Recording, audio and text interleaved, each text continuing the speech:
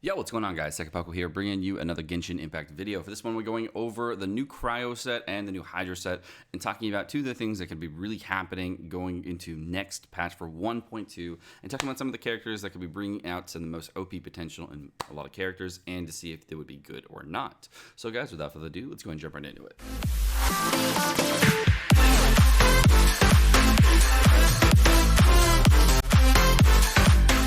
Now, there are two brand new artifact sets that are going to be coming to the game in 1.2, and of course, everybody's talking about them and giving you their thoughts and opinions. Now, this one right here, of course, the top one is a Cryo Damage set that, of course, is going to increase Cryo Damage dealt to all enemies, and it's going to increase critical chance by enemies that actually have a cryo particle above their head, and there's an increase the critical chance of anybody who has a frozen status by an additional 20%, making it so that if you are using a shatter comp, which is a composition of characters that utilizes a cryo and water character, that allows you to get an additional 40% crit chance if you are using the two characters in tandem.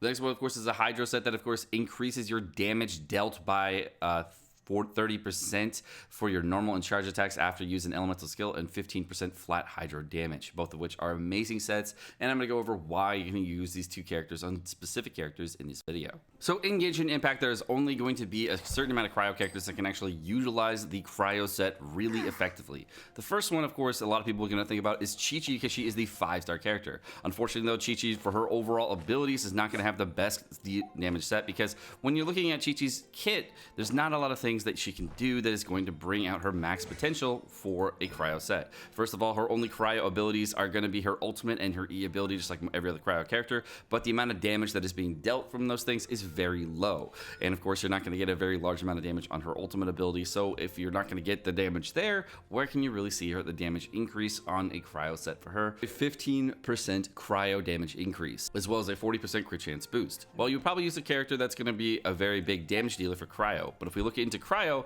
the characters that are limited in there, of course, we got Shangyang, who is a character that can make any unit cryo. There's a character like Diona that can, of course, make so that she can get ice arrows that can actually get guaranteed crits if you with this meta. There's a lot of different ways you could do it, and of course her ultimate ability and her E ability can actually have a little bit more damage. But the character that is actually going to be most effective, of course, is going to be Kaeya.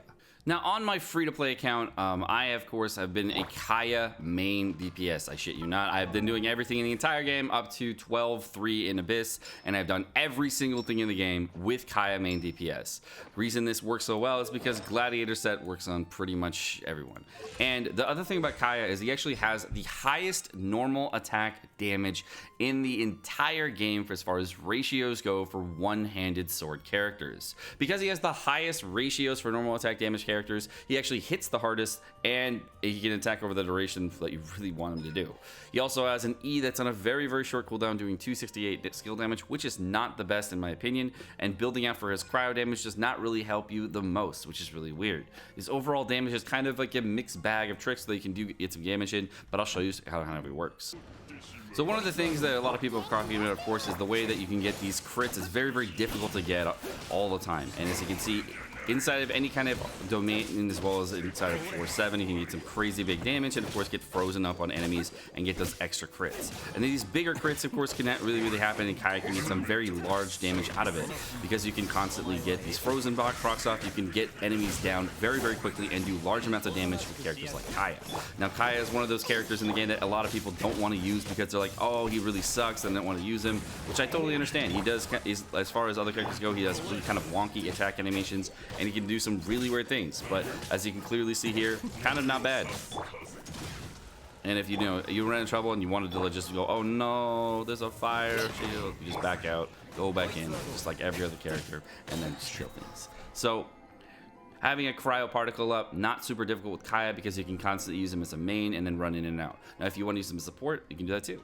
Now, overall stats on my Kaeya, I only have a 32% crit rate right now on my Kaeya with 123 crit damage, as you can see in the video. I actually don't even have a physical damage bonus cup, actually, if you didn't notice. One of the things I do have, though, is an Aquila Favonia, and then you can do very, very comparable damage, about 20% less or so, with a prototype Rancor. I've tested between the two, and the damage bump from an Aquila Favonia is like about 20% or so. So if you really wanted to boost between the two weapons and you want to have similar damage as free to play, the prototype Rancor is the way to go. As far as other weapons, could you use them? Yes, absolutely. absolutely. If you are not free to play and you are looking for a better weapon than those kinds of weapons, what you can do, of course, is go to the battle pass and pick yourself up a black sword to give you that critical chance rate. Now, the critical chance rate from the black sword, I believe, gets about 33% or so at the end of everything. But with the black sword, it may actually be overkill. First thing is his first constellation that's going to boost his critical chance by 15% against anybody affected by cryo. The reason I say it could be kind of unnecessary is because right now my Kaeya, with no crit chance weapons, modifiers, etc., is at about 32% chance, critical chance, because I got some artifact rolls that allowed me to get that. Now, going with the black sword on top of that would put me at 60, with 2 other 15% modifiers. That would be from Kaeya, as well as affected by cryo for a cryo resonance. That would be about 90% chance. So, as you can see, that would be a very big bump in critical chance. Now, if you added on the cryo set on top of that, that could be potentially going to be another 20 plus another 20%, giving you over 135% critical chance on this character. So that would actually be way too much critical chance for this character. So that's why the black sword might not be the best option, because you'll be way over critical chance cap at that point, and that may not be the best for you. However, if you are not going for every single critical build in the game, you're not max binning all your units and characters and artifacts, you can see my artifacts are actually not even the best. When you look at my artifact set, I got 2 rolls of crit chance over here with just a crit damage helmet. My goblet is actually an attack piece. I'm looking for a physical piece for the entire time I'm playing the game. I still have not found a physical damage goblet.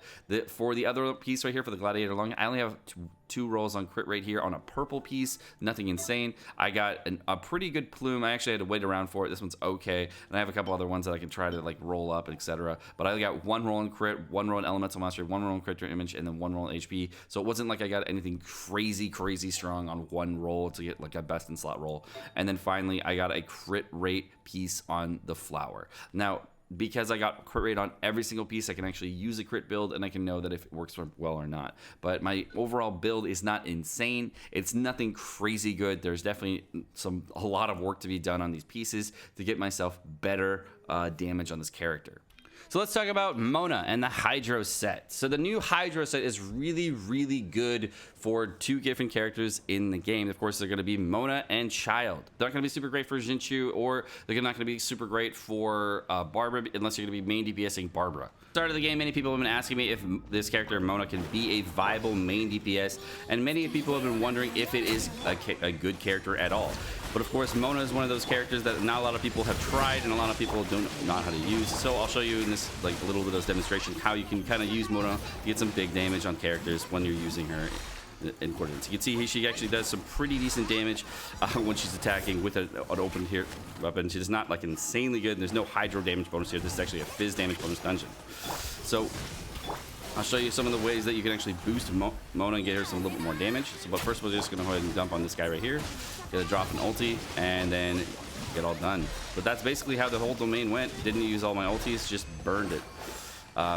Just rotate it through, you get your ultis back up. She's really pairs well with Venti for area effect fights or getting characters down just very quickly and just boosting and getting lots of damage in. I have very little energy recharge in my Mona right now. I'm actually using a 5-star weapon, which is the Lost Prayer. Actually, one of the weapons that I started using on her, which is really funny, which is the Memory of the Dust, because I can use Beidu's shield to boost the damage with a shield, which is really fun. And you can do that, of course, with Beidu's Constellation 1. So that's one of my favorite things to do recently with the new Memory of the Dust.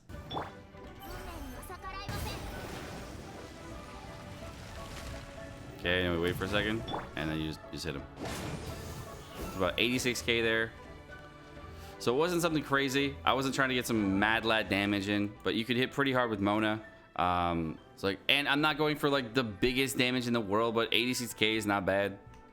If you're looking to hit even harder on Mona, you of course can use characters like Sucrose and other characters that boost Elemental Mastery to boost that Vaporize damage. But of course, my ultimate level is not very high. I got a level 9 ultimate level because of the boost here. But if you did have like a level 12 ultimate level, or you're going to actually boost up the level 9 the ultimate levels even further with, you know, the actual resources, then you can actually get very high damage going over. I think I've seen this people hit as high as 1 million damage. The overall artifact set I have right now for Mona is nothing crazy. I just have the Noblesse set with the Hydro piece, and the Hydro piece I have is, you know, kind of whack-ass. My overall stats on my Mona right now, I have about 68% crit chance because of the weapon, and 128 crit damage, pretty much like every other character in the entire game. Hello, Kitty, how you doing? And 175 energy recharge just from like random artifacts giving me extra hydro damage. My total hydro damage is at 81%, so if you're looking to get good Mona artifacts, as long as you get attack, energy recharge, all that stuff, it should be fine. Now, the new Hydro set for Mona is going to be really, really cool because it's going to boost the normal attack and charge attack damage that you're going to deal. And the only thing that's really boosting my damage in the showcase, you can see, is I'm not having that 30% bump whenever I use an E skill. And since Mona's E skill is on such a short cooldown, you're actually popping that thing every 12 seconds, allowing you to keep your damage rotations up and high. The weapon I could potentially recommend for her, if you were going to be using a shield boost with her or something like that, you could potentially even use the Memory of the Dust with her. You could try using a Solar Pearl or even the energy, the other book, whatever it's called, the Skyward book. A lot of these weapons will help you out immensely. I'd say Solar Pearl is a great way to go for increasing your normal attack damage, especially with the new way that this new set works out. So the Solar Pearl is going to be a great option for Mona. But that's going to do it for this video, guys. My name is Sekapoko. Thank you so much for watching. I hope you guys enjoyed this video. If you guys did enjoy the video, of course, like, subscribe, all the fun stuff. And you guys have a great rest of your day. Peace.